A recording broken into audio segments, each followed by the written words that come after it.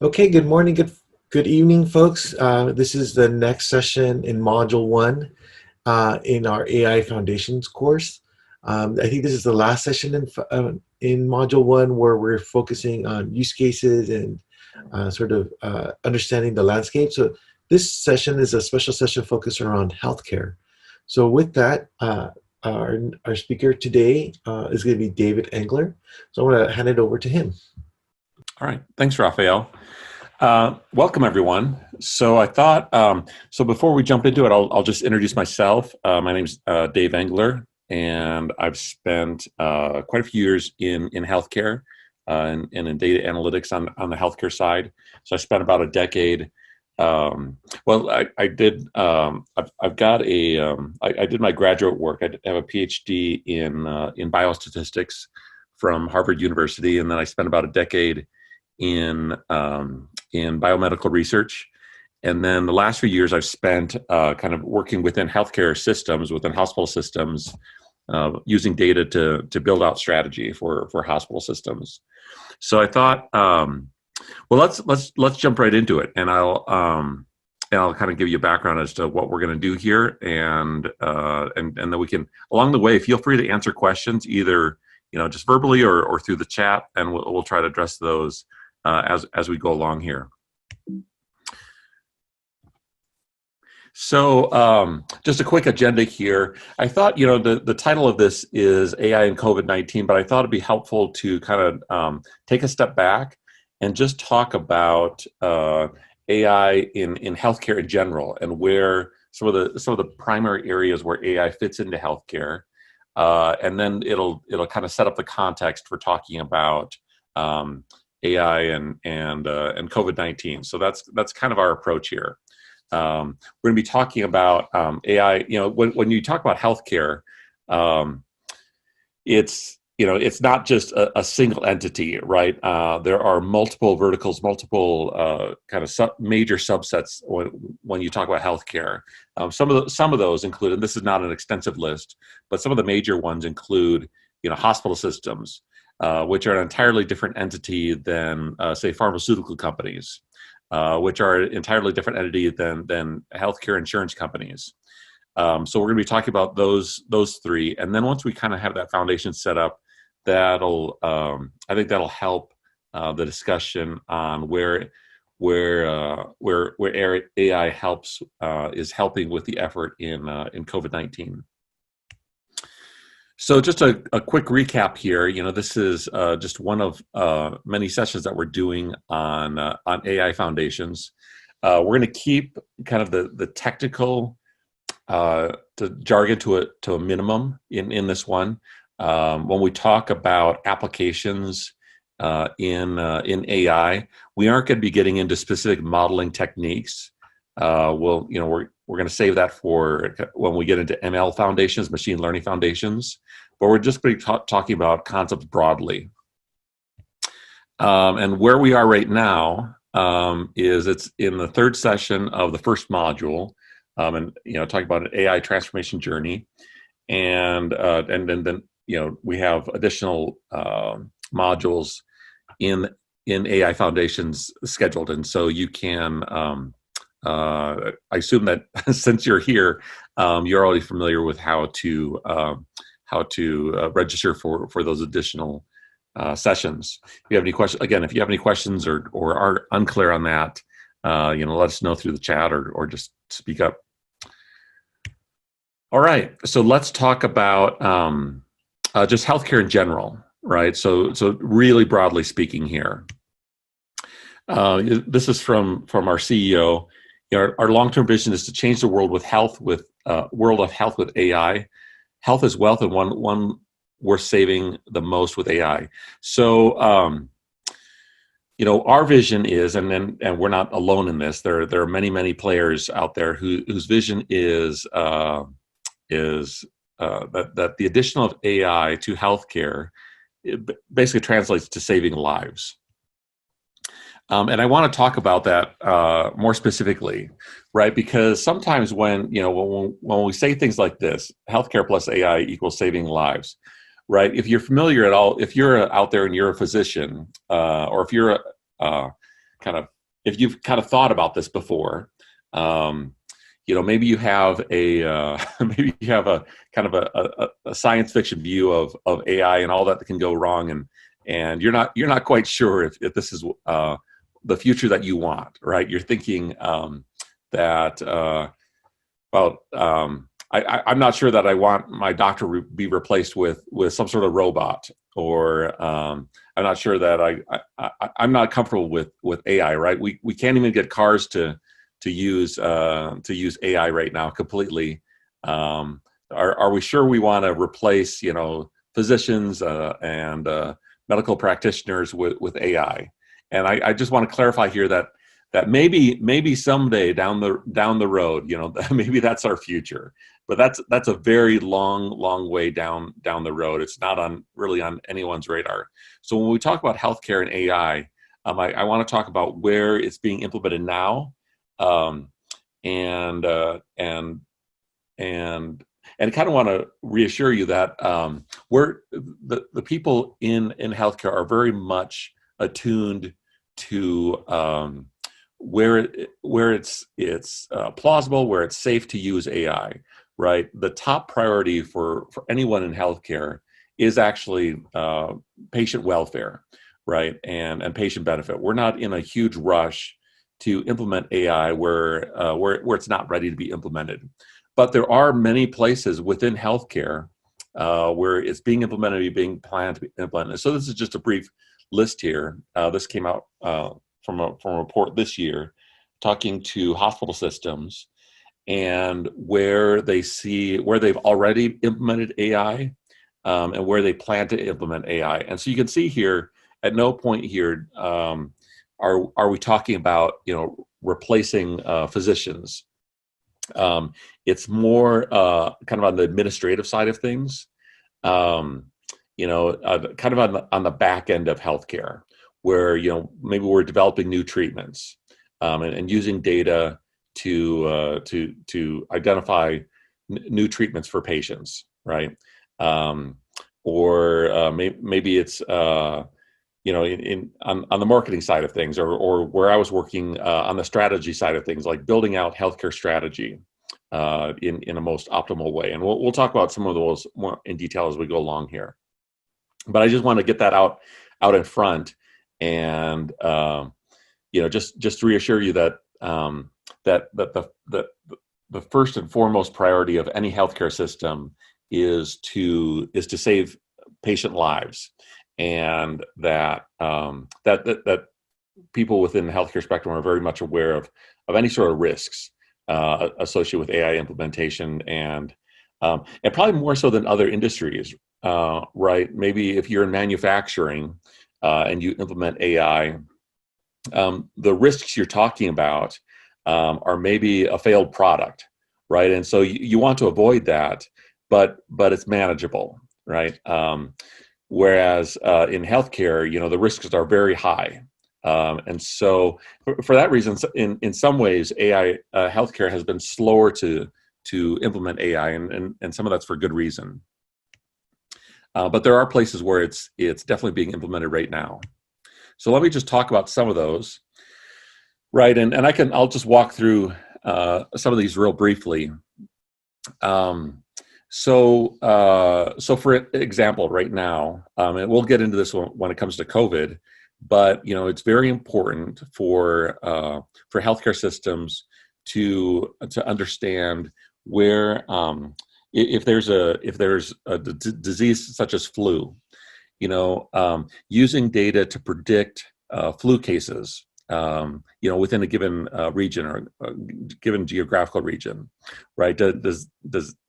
It's important in terms of resource planning to be able to use historical data to predict, what's going to happen next week or next month with regard to flu cases.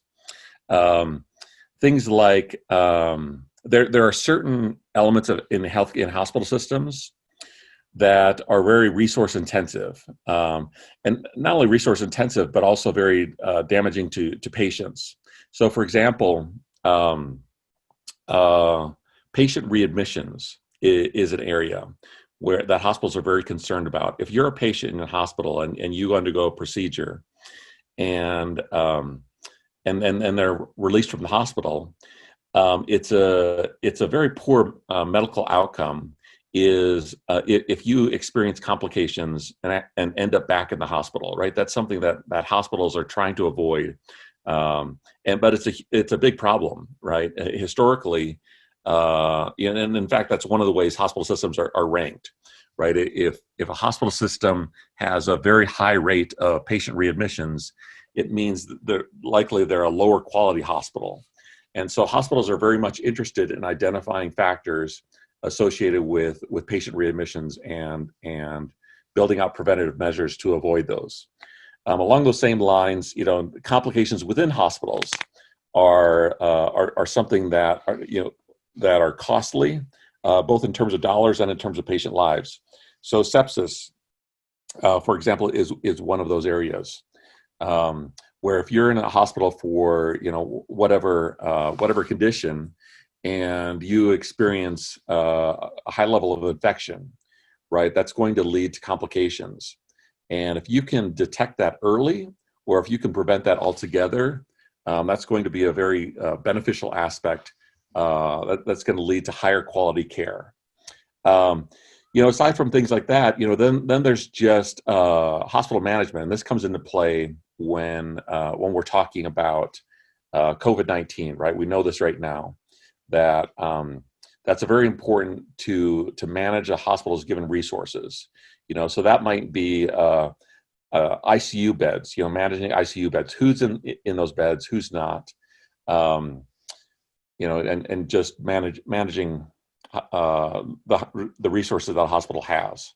Then there's things like outside of the hospital, things that fall into the category kind of population health. So for patients who that are kind of part of a geographical region and may have had interaction with a hospital, but are now outside of the hospital. So maybe it's remote patient monitoring. Or maybe it's just, a number of hospitals increasingly are putting together programs that benefit the overall health of patients, kind of more from a preventive standpoint. So, or a management of say, a chronic disease such as diabetes. So a lot of hospital systems are putting together diabetes prevention and management programs.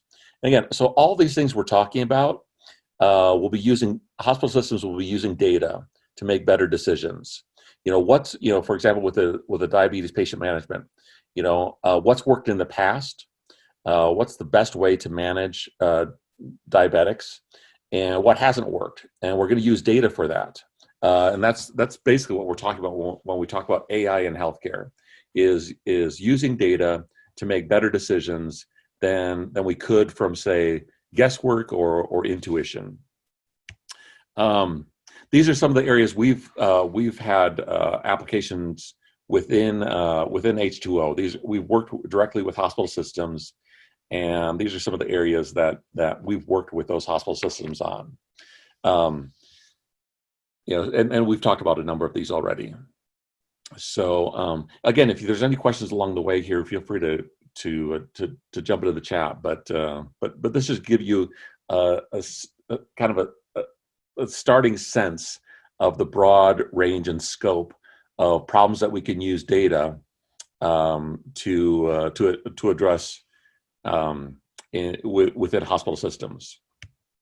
Let me just play a quick clip here. The amount of volume that flows through Change Healthcare encompasses a large majority of the United States. Our network spans hundreds of thousands of providers, tens of thousands of insurance companies. We're talking about billions of claims flowing through our network on a monthly basis. We've been focusing on artificial intelligence pretty heavily over the past 2 years to build out not just machine learning solutions that might improve or enhance a business, but we really want to take it across the entire platform and how can we truly make it artificial intelligence. There's a lot of room within healthcare to use AI just to make the entire experience much better. We've deployed quite a few applications around AI that have have leveraged H2O in particular. We've done things in particular around denials. Whenever a hospital system receives a denied claim, how do we go through and prioritize which claims are most likely to be reworked? Using H2O, we've developed solutions that look to basically identify who in a member population is at risk for a high-cost procedure. Can we target those individuals and provide the right information at the right time to help those members not just find the lowest cost procedure, but the highest quality procedure?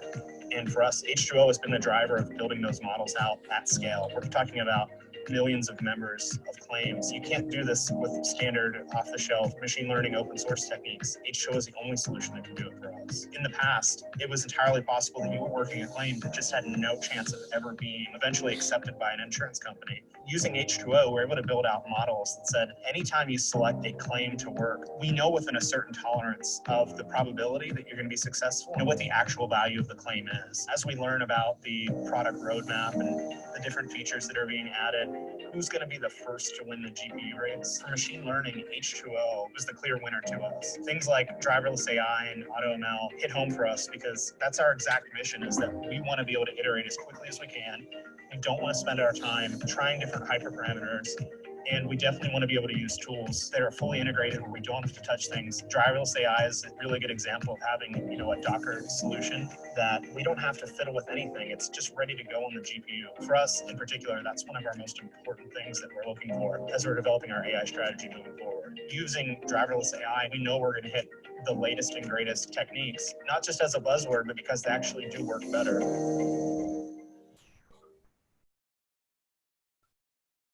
So obviously that was that was a bit of a plug for H2O, but I just want, we're familiar. I mean, here at H2O, we're working within the healthcare system, with the hospital systems, and so those are the cases that we're familiar with, right? We know that we're not the only player in this space, but we do think we have a lot to contribute to that space in terms of aiding hospital systems with the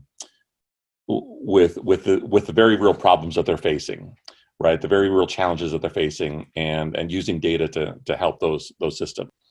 So we're basically just starting at a very high level here, talking about AI in healthcare. And right now we've talked about AI within hospital systems and some of the problems that hospital systems have historically faced, and how AI is helping to address those problems.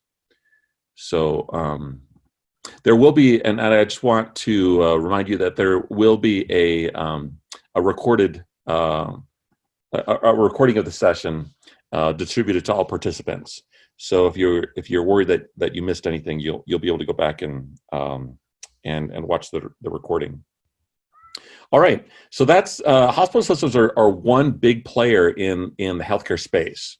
Right, when we talk about healthcare, that's clearly one of the large entities, and the hospital systems have their very own unique challenges. Another kind of subset of healthcare is pharmaceutical companies, right? And I guess you could group in with pharmaceutical companies, medical device manufacturers, right? We're talking about the subset of healthcare who's developing new products, new treatments for patients, right, that will be implemented within hospital systems. So this is kind of a separate segment of healthcare altogether. And again, within, so the challenges faced by pharmaceutical companies are going to be different, even though they're still related to healthcare.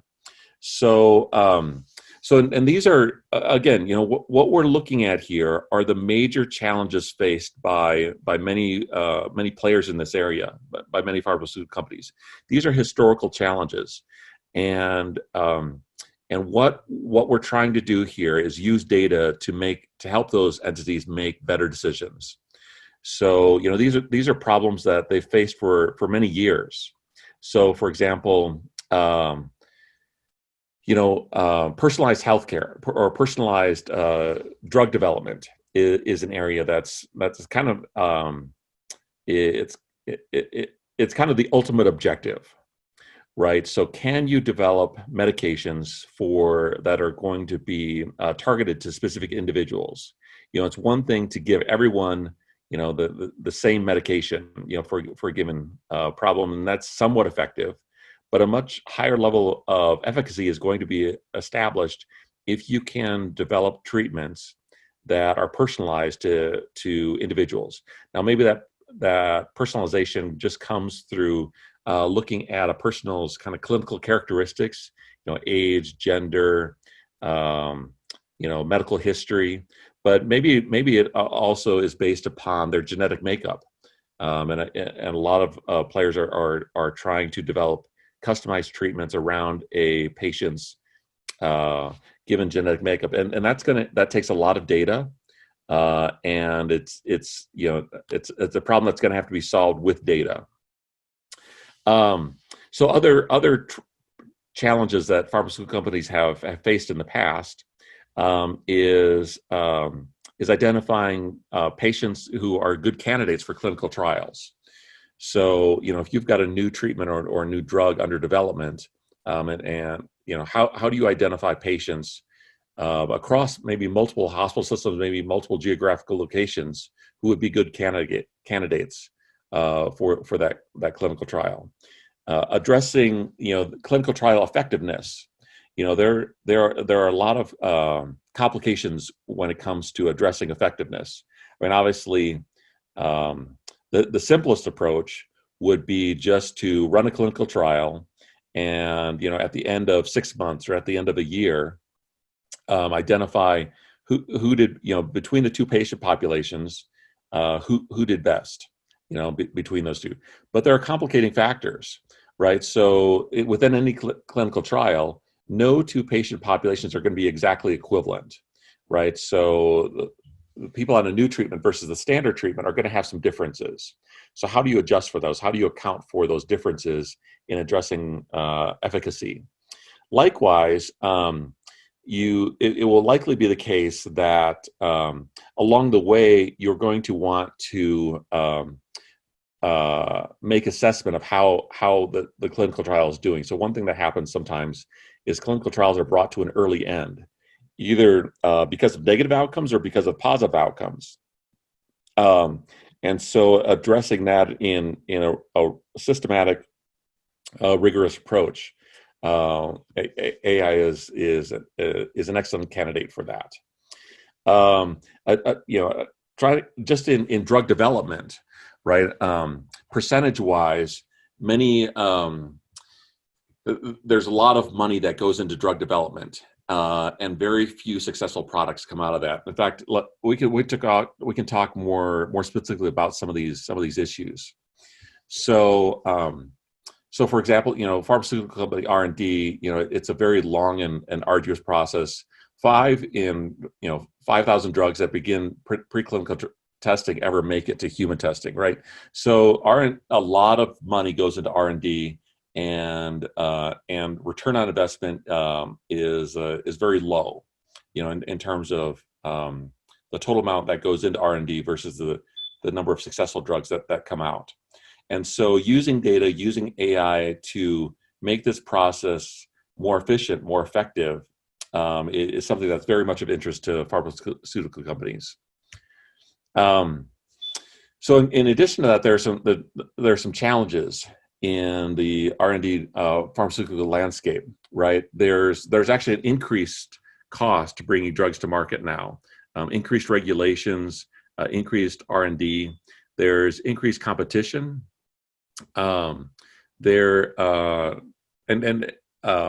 Right. These are all challenges faced by pharmaceutical companies. So increasingly, the AI. This is just to show you that the AI R&D market is increasing. Pharmaceutical companies are recognizing that this is a place where investment is worthwhile, right? In trying to use data to make better decisions. So there's a huge amount of investment going into R&D using AI. So again, just getting into some of the more specifics about use cases within pharmaceutical R&D where AI is implemented. using EHR data, using electronic health record data to reveal safety signals. So sometimes it's really challenging to identify when problems are occurring, right? You look at any given patient, and if they're experiencing negative outcomes, typically a patient's medical profile is extremely complex, and how can you determine whether those negative effects that are being experienced are from a given drug that they're on, or whether it's from a different drug that they're on, or whether it's something different altogether, right? So trying to very quickly identify when problems are due to a given drug. There's a lot going on with using image data and cancer data. There's a lot going on with identification of promising new drug compounds. So on the clinical side, there's, as I mentioned, there's a lot going on with enhanced targeted recruiting and development of very personalized medications.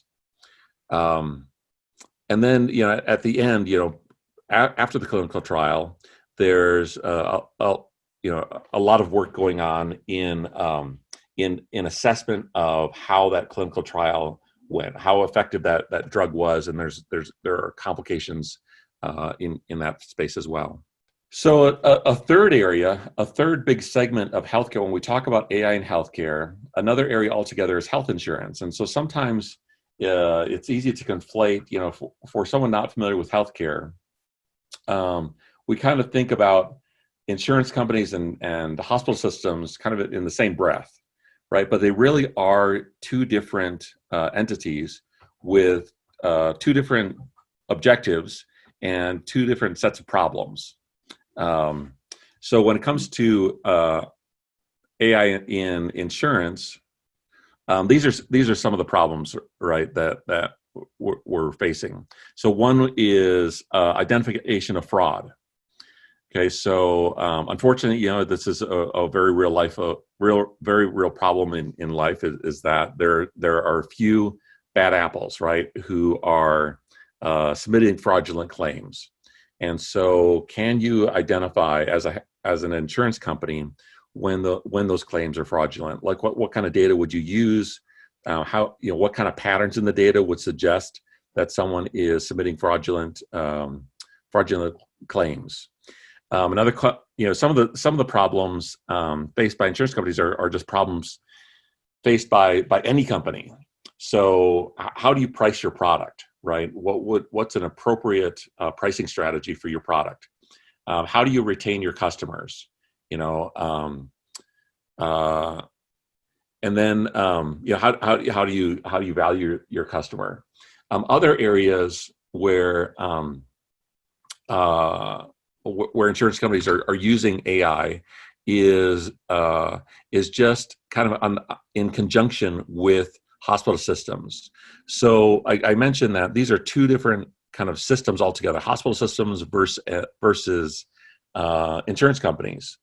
But oftentimes their objectives are aligned, right? It's in the best interest of both insurance companies and hospital systems to effectively treat patients, right? I mentioned at the outset, there are some challenges hospital systems have faced in the past with regard to, say, patient readmissions or introduction of complications like sepsis, right? Those are all areas where a patient's health is going to be negatively affected. But for an insurance company, right, as well, that has negative impacts as well, right? The costs associated with that patient are going to be higher. So oftentimes, health insurance companies and hospital systems are working in conjunction with one another to develop processes and procedures to more effectively treat patients, to improve health outcomes, and to reduce costs. So I mentioned earlier, management of individuals with chronic diseases, so management of diabetics, for example. So again, hospital system, this is of interest to hospital systems as it will improve the overall health of patients. But this is also an important aspect for health insurance companies, right? If a patient with diabetes is managed well, their costs will be lower over time. Whereas if a patient with diabetes is not managed well, chances are they'll be developing additional complications over time, which will lead to higher costs. So a couple quick examples here in more detail with insurance companies. So these are just some of the in more detail, some of the use cases associated with insurance, and something that that insurance companies are going to be interested in. And again, these span the spectrum of business groups, right? Whether it's on the claim side and fraud detection, or automated payment or whatever. There's the finance side. Insurance companies are in the business of risk and managing risk, and so it's possible, especially with something unexpected like COVID, right? Something like COVID comes down the pipeline, and our insurance company prepared for that in terms of stress testing. We can ask that question about hospital systems, and we'll talk a bit more in detail about that in a minute.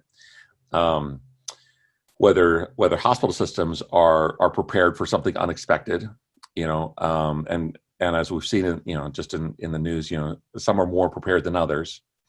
But insurance companies face the same thing. When you've got an unexpected surge in claims, are they prepared for that? There's the marketing side, where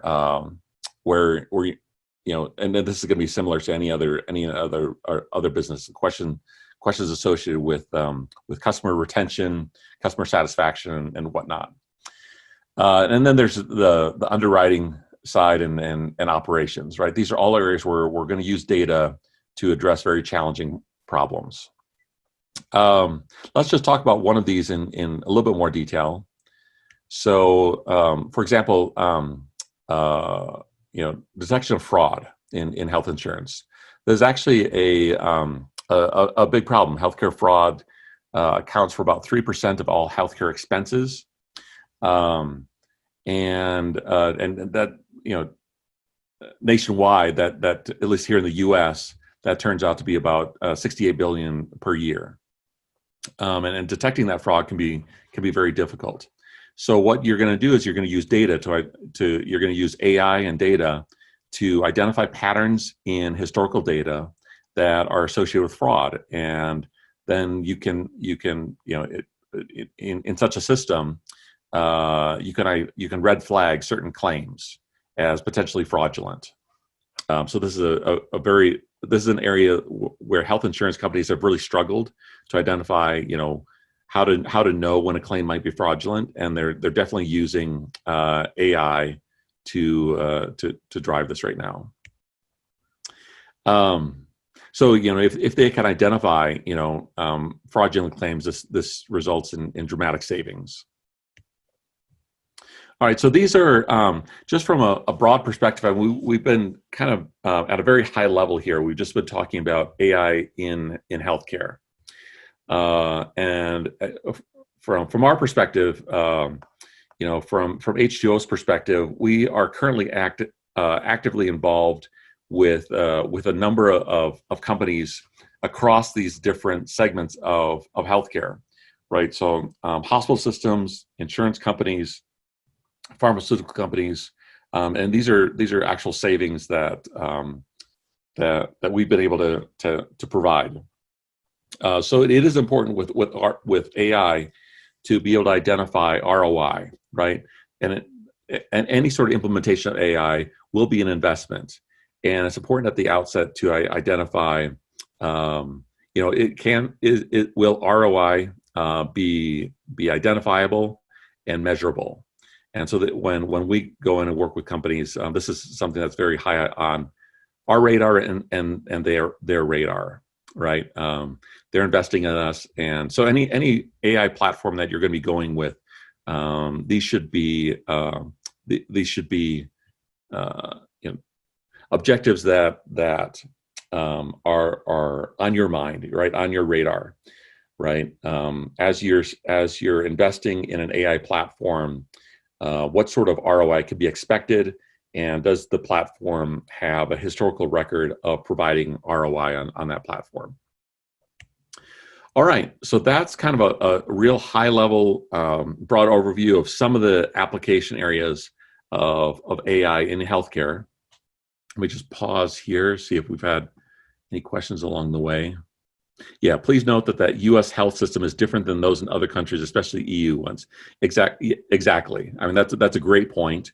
And I think I've mentioned, for some of the examples that we've used, they are very they're very U.S. centric, right? That said, a lot of these, a lot of the use cases we've gone through are not U.S. centric, right? So in fact, we work with a lot of global companies, a lot of global pharmaceutical companies.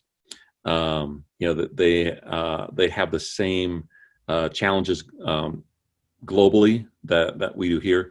When it comes to hospital systems, there are some differences, but in the end, all hospital systems, wherever you are in the in the world, right, their objectives are the same, right? They're looking to improve patient outcomes, and many of them are facing the same challenges, right, with regard to patient readmissions, or ICU management, or sepsis.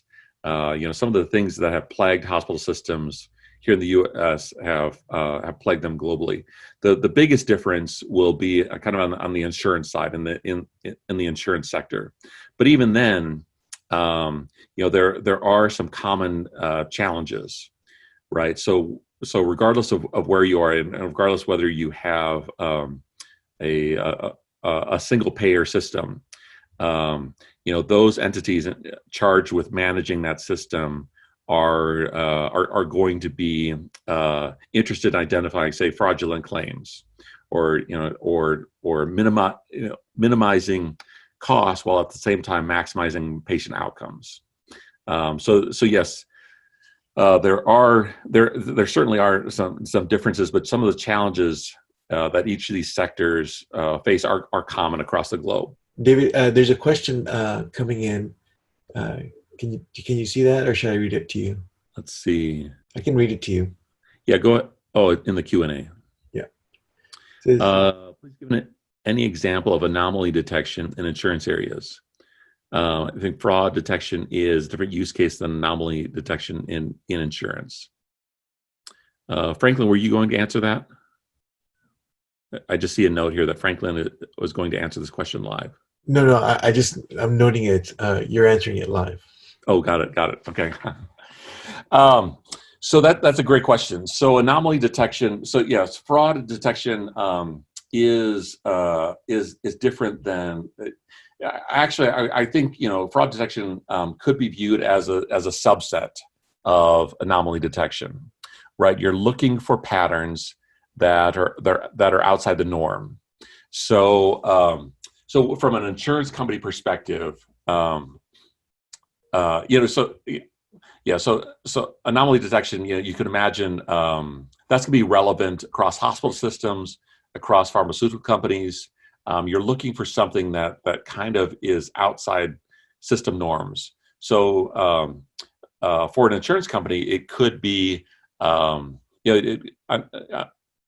is an excellent example of this, right? Because what can happen from an insurance company is that very early on, if you're paying attention to your data, you could detect, differences or anomalies in your data that would help indicate that something odd is happening, right? And something that you need to prepare a response for. So for example, in COVID, from an insurance company standpoint, if you see all of a sudden, if you see a cluster of claims that are coming in that are all centered around use of ventilators, right? That would be something that would be very much of interest to to address quickly, right? So that would be an example of anomaly detection. Any sort of pattern in the data that's unusual, that's unexpected, and when you see that sort of thing, you can prepare a response around that. Does that answer the question? So let's talk about COVID, right? Because like these other areas, when we talk about AI and COVID, there are multiple facets to this, right? It's not just it's not a singular problem that's faced. So when we talk about COVID, there are multiple things to consider here, right? Where AI could come into play. Right, so one is just understanding the disease itself, and for each one of these, right, there are, because this has been such a hot topic in the news and something that's very relevant to so many millions and billions of lives, there's been a lot in the news about this. So as I talk about it, each one of these, you may be familiar with reporting that's been done in any one of these areas. Right, and there's been a lot of information too about AI aiding in every one of these. Right, so to begin with, just the disease etiology, understanding the disease itself.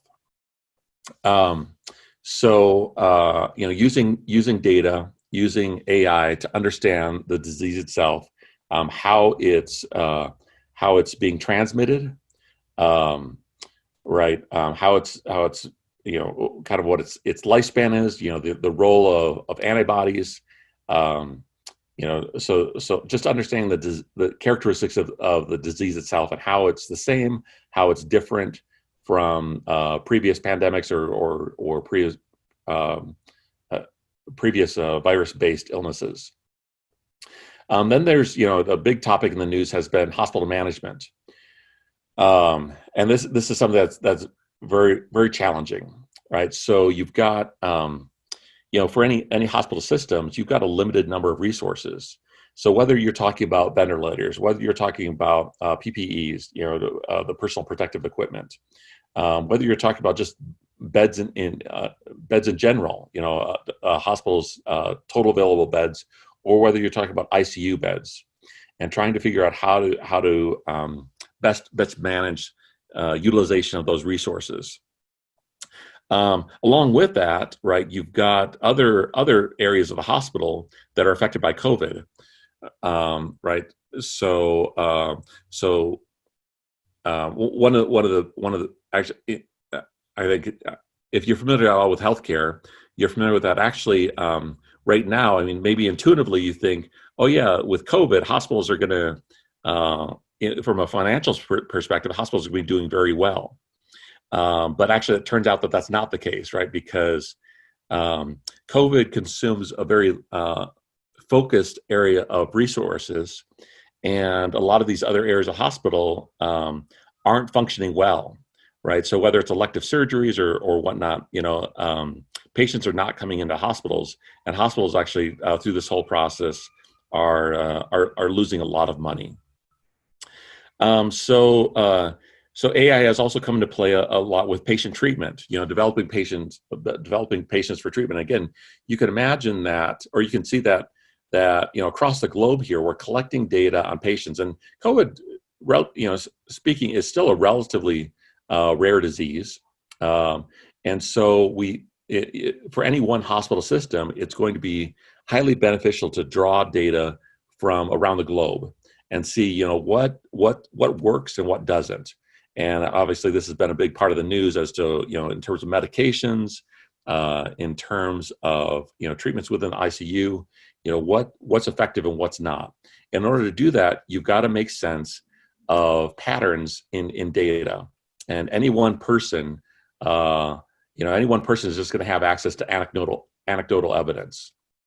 And that's what you're trying to avoid, right? You're trying to systematically identify what works and what doesn't when it comes to patient treatment.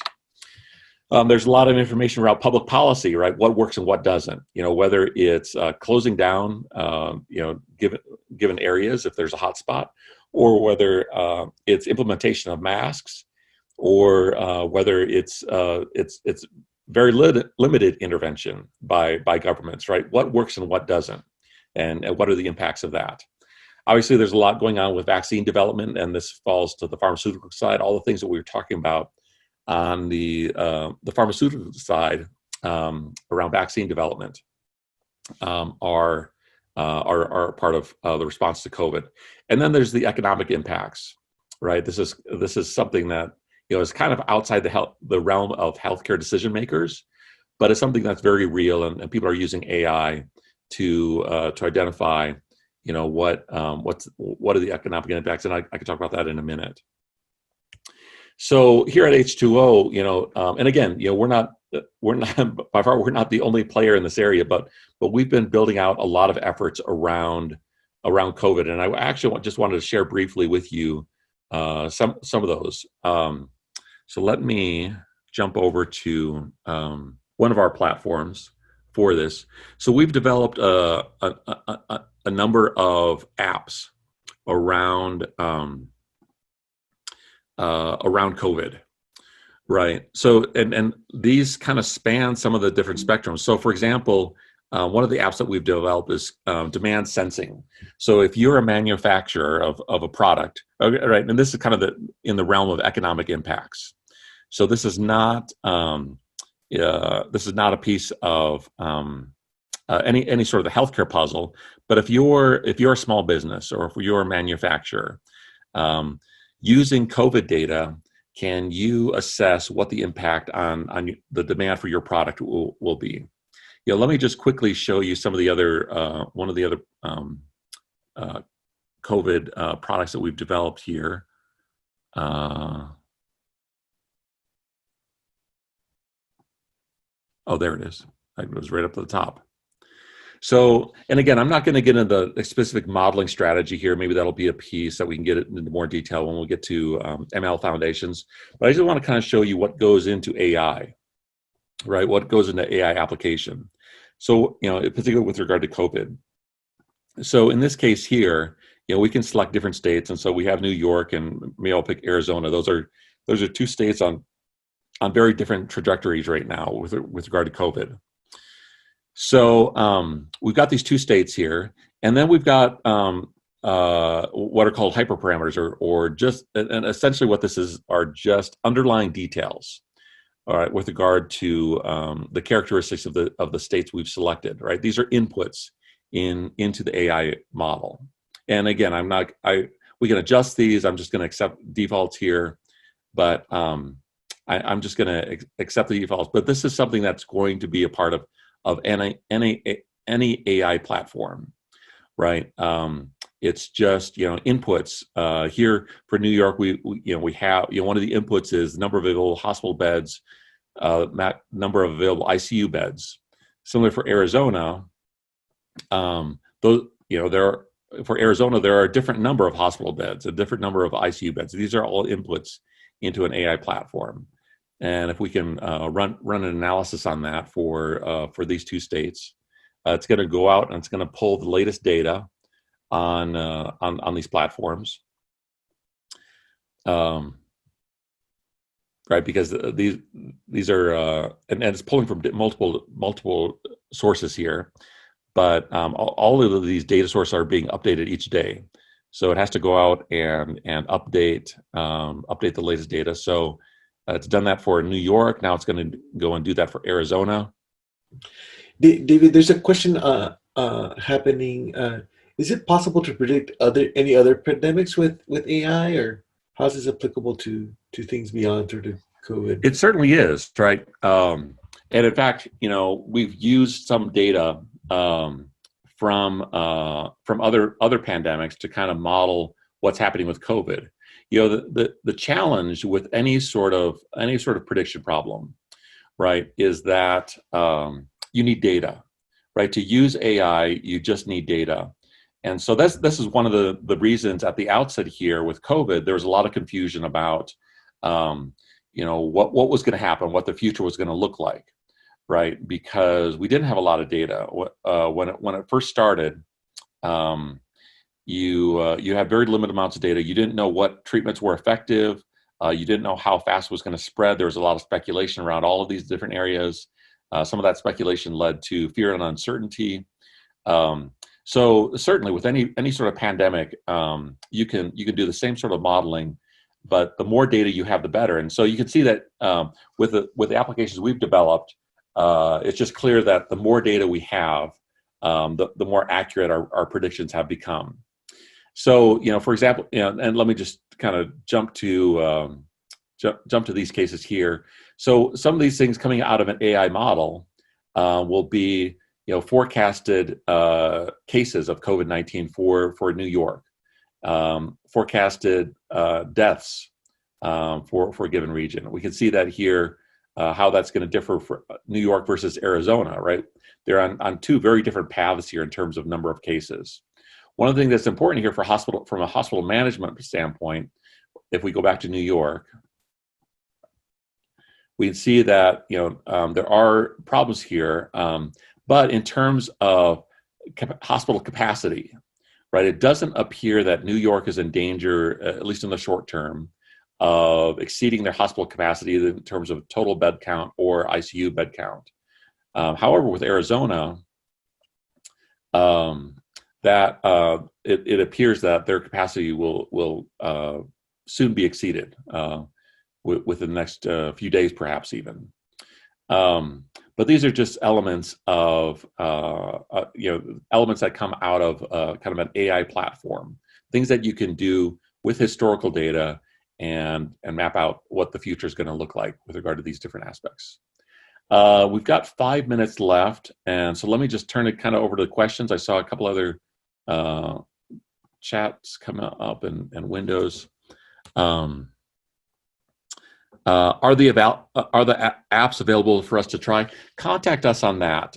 So if you have, they aren't currently publicly available, but we've been working with various healthcare entities, and they've had access to them. So just if you're interested in that, just reach out to us and we can talk to you about that. But they aren't. They currently aren't just publicly available to anyone looking to try them. And I think Raphael did post a link about the apps and what went into them, how they were built, some of the modeling. So if you follow the link that Raphael posted, you can learn more about them. No, David, I think part of what you're trying. I mean. You're trying to show the art of the possible, right? Especially in this AI Foundation series, you're like, what can be done? How can it be used? And can give folks sort of an example scenario, and I think a very relevant scenario given what's happening with COVID, to kind of folks like see sort of AI in action, right? That's right. That's right. I mean, that's essentially what these sessions are about. So going forward, this is just the very start of this discussion on AI foundations. When we get into kind of the machine learning foundations, we'll get more into kind of the explicit modeling that's used. So if you go to the link that Raphael posted with regard to H2O and COVID-19, it'll get into probably more detail than you want, right, in terms of kind of modeling strategies. But right now, this is kind of just the art of the possible. What's within the healthcare realm, where can AI be applicable, right? And hopefully today's discussion, you can see that it's very much broadly applicable, and it can address some very real problems faced by healthcare entities. And that's kind of been the objective today.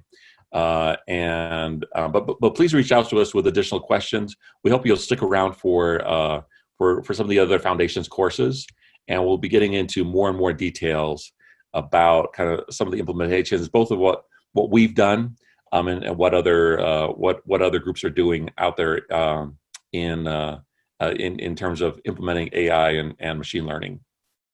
But I think I'll end it there. I appreciate your time.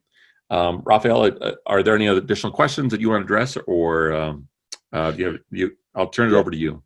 Yeah, thank you, David. And I think this was a really interesting session, and in particular, I really appreciated the demo to kind of give folks sort of a perspective on what an AI application kind of looks like, right? And so we will continue with our next module starting tomorrow, Tuesday and Thursday. We did get a lot of feedback on the login process, and we made some fixes to session 2, and we'll be applying that sort of going forward. Sorry for the folks who had issues kind of logging in. Yeah, so our next module 2, starts tomorrow, Tuesday, and so you'll be able to join that, and we'll make this replay available as soon as we can, hopefully within the next 24 hours. So thank you folks for joining, and have a good day or good evening.